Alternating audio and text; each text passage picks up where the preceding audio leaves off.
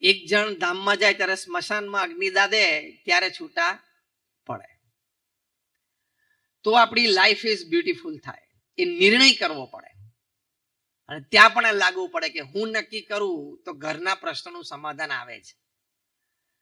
હું નમી દઉં, હું સુરત ભાવ રાખું તો ઘરના પ્રશ્નોનું સમાધાન આવે છે.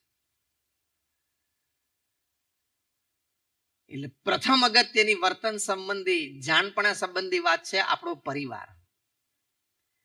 કેટલા બધા પ્રશ્નો મહંત સ્વામી મહારાજને પત્રો પહોંચે છે, એમાંથી 70% પ્રશ્નો તો આ જ હોય છે. છૂટાછેડાના અને ઝઘડાના અને પછી કે જુદા પડી ગયા છે અને દીકરાની વહુને ફાવતું નથી, દીકરાની વહુ પાછી પિયર જતી રહી છે, એના જ પ્રશ્નો. તે તારે અહીંયા ના ફાવ્યું તો બીજે નહીં ફાવે. પ્રશ્ન તો રહેશે જ. Basically it is in the mind.